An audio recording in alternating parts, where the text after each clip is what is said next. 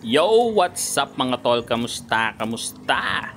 Isang mapagpalang araw sa inyong lahat mga tol kung saan man kayo naroroon. Bare months na nga mga tol at hindi pa nga nadadagdagan muli itong mga laga natin dito sa bundok.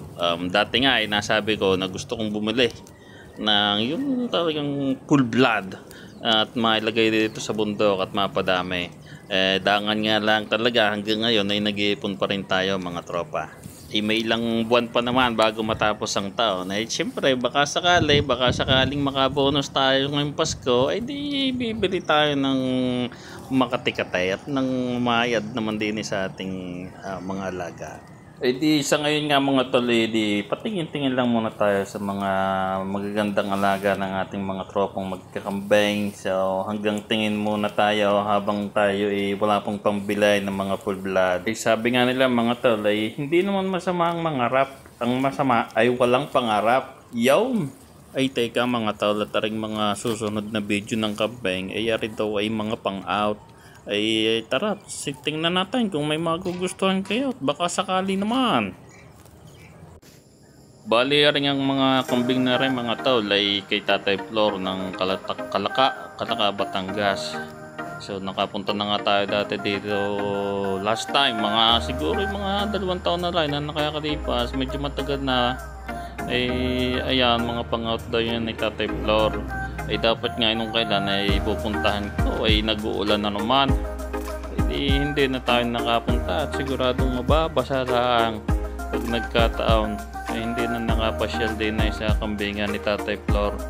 So ari daw yung mga pang-out niya may mga dappled, may red, may mga traditional din.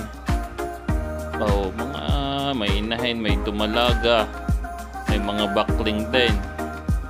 So ayan, kahit pa tayo nakapasyal dito matagal-tagal na tayo hindi nakakapasyal. Ayan, nag-send naman si Tatay Flor ng mga video. Ayan daw yung mga pang-out niya ngayon. Kadamay. Kung kayo may natitipuhan dyan sa mga nasa sa video na yan, mag-direct message lang kayo kay Tatay Flor, o kaya mas maganda mga tol kung makakapasyal kayo sa kambingan ni Tatay Flor sa sa Kalaka, Balimbing, Kalaka, Batangas. So para syempre makita nyo yung mga alaga. Ayan daw So, kung interesado kayo, i-message nyo lang si Tatay Flor sa Facebook.